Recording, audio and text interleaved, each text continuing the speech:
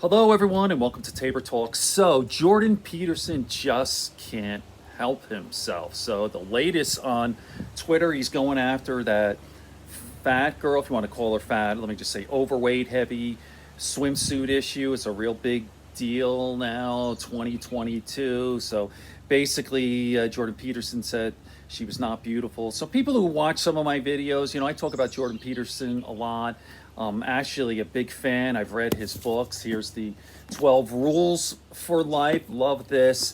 I have not finished this. This is his tome, his first maps. Maps of meaning, but I intend to read it. So I'm a big fan. So I've talked a lot about his work, his health issues. He had a problem, addiction to benzodiazepines, which is kind of ironic because his whole thesis is on addiction, right? And it's kind of ironic. Here's a guy who talks about addiction, gets addicted. I guess that does happen. I've just talked about this. He went to Russia, went into a self-induced coma. Very interesting man, kind of strange and weird with that Twitter. So let me just play this and I'll talk about other public figures who people seem to hate to love. Jordan Peterson, my guy, Jordan Peterson, a person who I went to go see lecture once when he was first kind of coming to prominence.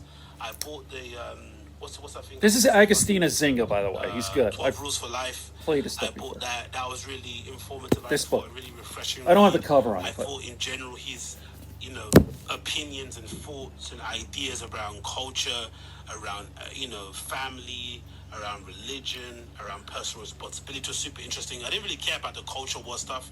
I kind of kept away from that, but just stuff about equipping young men, especially with the tools necessary to navigate life and to be the best friend, husband, role model, brother, whatever it may be, was really, really, I think, beneficial. But then for whatever reason, he's gone off the deep end. Maybe it's to do with his, health struggles that he's had. He went through some really, really terrible benzo issues and whatnot, but he hasn't come out of it from the other side the same person. Let me just pause this for a second. So he is a different guy, I feel, since he's come back. He's more defensive. He's still brilliant. I love him. And his last appearance on Joe Rogan is something like 3.5 hours. But he seems a little like. And by the way, Joe asked him about what happened to him. He really didn't elaborate, and he wouldn't divulge what kind of medication he's on now. So he's like a little weird. Like, why not? Like, are you on? What are you doing now? Are you on anything? He goes, I would rather not discuss it. So that's kind of weird, isn't it? But anyway, let me just continue. Has changed with him over the years. But one thing that hasn't changed, that's always been something that's kind of been his Achilles heel, has been his addiction to social media. And I think he's admitted it on various appearances on Joe Rogan in a kind of roundabout way, because Joe Rogan's also on the opposite side of things, where he basically says he doesn't check social media. Post and ghost. Just post and ghost, which makes sense considering the level of fame that he has and the amount of followers he has and the amount of people who want to interact with him. Probably a lot, in general, day to day. You don't need that many people online as well, kind of giving you their thoughts and opinions. And also, in order to formulate your own ideas, you kind of need to just not listen to what everyone else says. So that makes sense. But for whatever reason, Jordan Peterson just can't let go of Twitter. He's on that bitch all the time.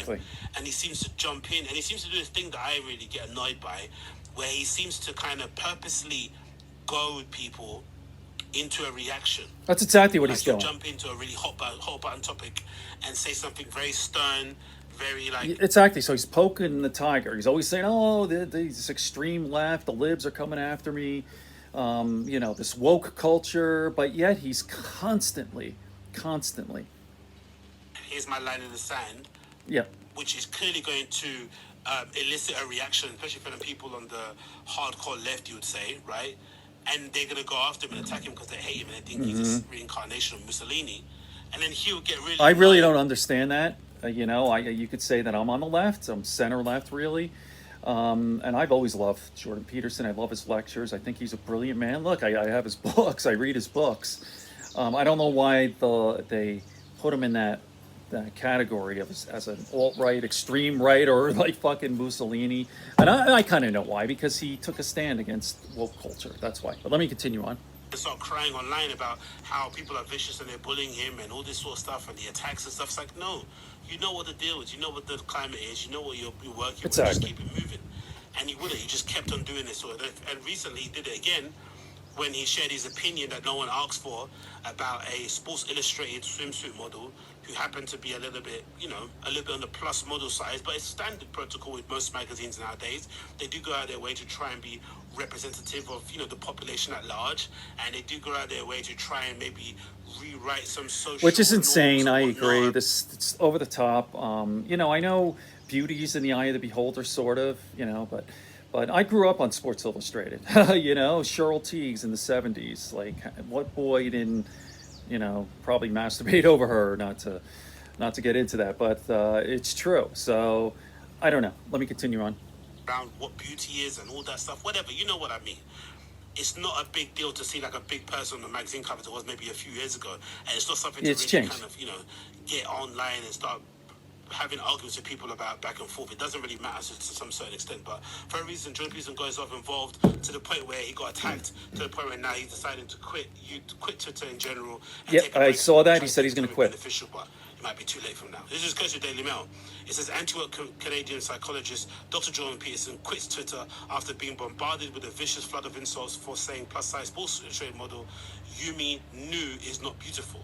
And again, he wasn't tagged in it. He's got nothing to do with the Sports Illustrated thing. He just gets involved and starts crying. People attack him. Nonsense stuff, man. Controversial Canadian has quit Twitter after coming.